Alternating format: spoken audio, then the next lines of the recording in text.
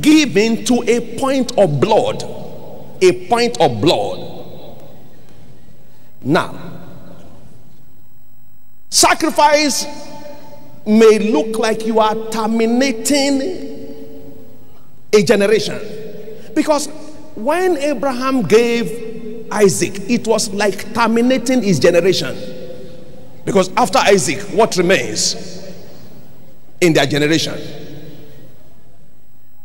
In Genesis chapter 8 verses 20 and 21, we understand how that Noah made a sacrifice. He built an altar to the Lord and took of every clean beast and of every clean fowl and offered burnt offerings to the Lord. Now, when God told him to put the animals in the ark, they were to be male and female, male and female, male and female. But he took of each of these to sacrifice.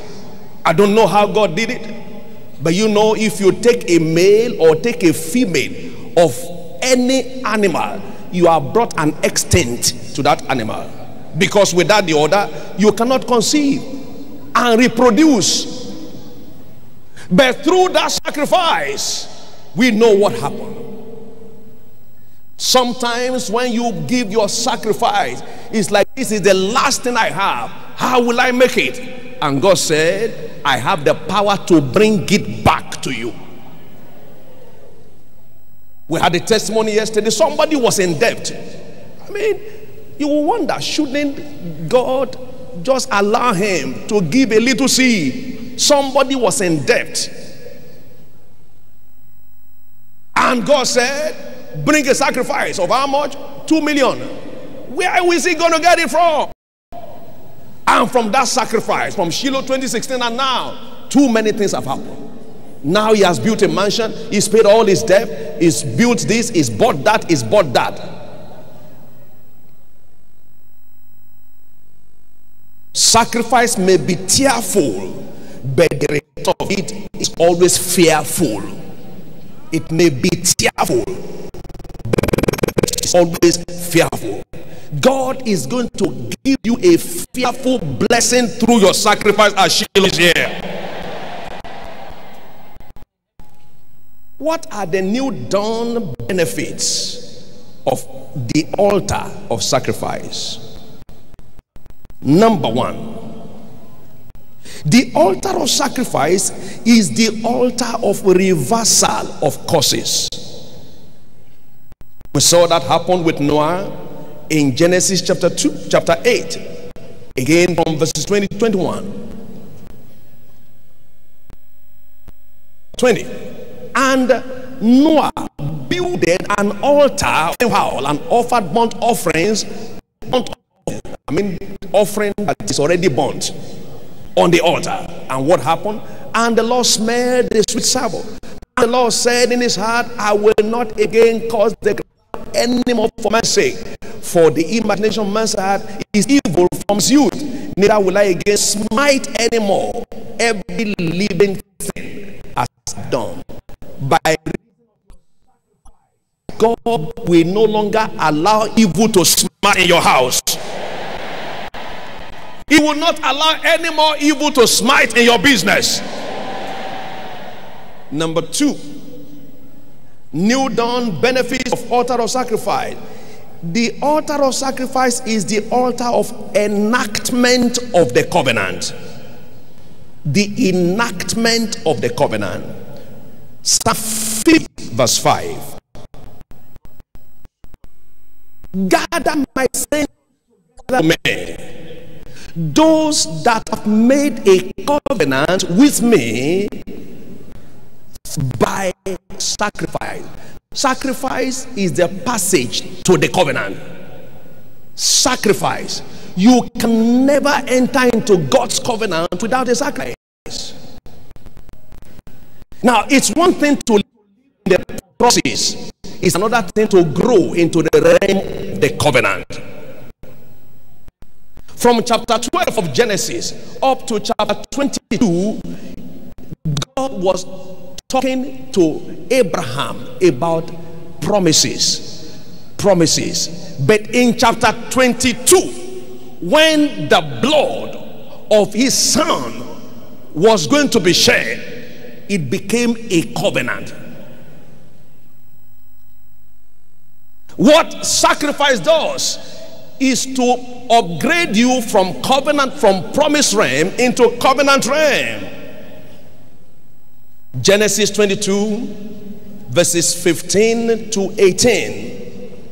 Abraham suddenly stepped into the realm of covenant, and the angel of the Lord called unto Abraham out of heaven the second time for a confirmation, and said, by myself have I sworn, said the Lord, for because thou hast done this thing, and hast not withheld your son, that sacrifice, refusing to withhold what belongs to you, that in blessing I will bless thee, and in multiplying I will multiply thy seed as the stars of heaven, and as the sand which is upon the seashore, and thy seed shall possess the gates of the enemy.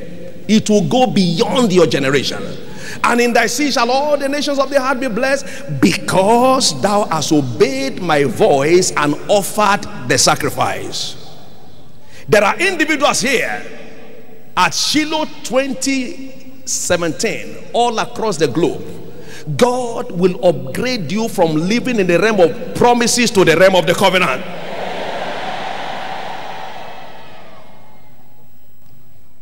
Returns on other givings is promise based, but returns on sacrifice is covenant initiated. The covenant establishes partnership and equality of partners involved in terms of rights and privileges. That is to say, when you are in a covenant with God, you and God are operating as partners. You have a right to everything that God has. You have the privilege of accessing everything that God has in store for you. We've had these testimonies from God's servant, time without number. 1987, it was time for the church to open up new stations, new mission stations. And while he called for the offering, the Lord asked him, what will you give? And he said, what will I give?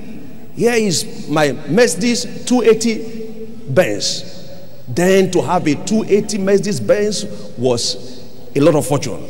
And he gave it out. And according to him, as he was driving back home, the Lord sounded the word to him. David, my son, even if you don't want to be rich, it is too late. It is too late. That is, you have provoked me. You have stepped into the covenant. It is too late. Now listen to this. In the realm of the covenant, you don't look for things, things look for you. In the realm of the covenant, you don't pray for things. You just think what you need and it appears. In the covenant, you don't get rich to buy. You get blessed to get. Deuteronomy chapter 8 verse 18. But thou shalt remember the Lord thy God, for it is he which giveth thee power to get. There is a difference between buying and getting. You need to be rich to buy, but you need to be in the covenant to get. Abraham was getting things. All of our patriarchs in the faith were getting things. Things were being brought to them. The same Deuteronomy chapter 8 verse 7. The Lord thy God bringeth thee into a good land. It's not by sweat. He bringeth thee by covenant. He bringeth thee into a good land, a land of brooks of water and fountains and depths that spring out of valleys. Verse 8 down the line. A land of wheat and barley and vines and fig trees and pomegranate, a land of olive and honey, a land wherein thou shalt eat bread without scarceness. That will be somebody's story in 2018. Thou shalt not lack anything in it. A land whose stones are iron. Anything you touch just become precious. And out of whose hills thou mayest dig brass. A number of people here this year, this coming year, you will buy land and discover that there is oil there. You will buy land, no matter where you buy it, and discover that there are precious things there. Why? The Lord thy God bringeth thee, he bringeth thee, and when you get there, thou shalt remember the Lord thy God, for it is he which giveth thee power to get, power to get, power to get. Permit me to submit with all humility, just as it happened to my father. I don't buy things, I just get. You need to get to that realm where you don't buy, you just get. The covenant makes you to get. Many of you will get land. They will come and say, look, have it, have it, because you are in the realm of the covenant. Which is easier, to go to market and price block and price cement to build your house, or somebody walks up to you and says, this is the key of the house? Which is better? To go to car shop and be pricing cars, and somebody come to you and say, this is the key of the car? Which is better? To get. God will make you get. But the way to it is the altar of sacrifice. Altar of sacrifice is the altar of preservation of posterity. You saw what happened from what Abraham said. Now, if you check the genealogy of Abraham, as a result of his giving, Isaac stepped into it, Jacob stepped into it, Israel stepped into it. Till today, Israel is swimming. As at the record that I knew of a few years ago, Israel is #1 debt-free nation. Debt-free nation. Sometimes ago, we were there on ground, and somebody asked the question from an Israeli, how does these things happen? And he answered, he said, the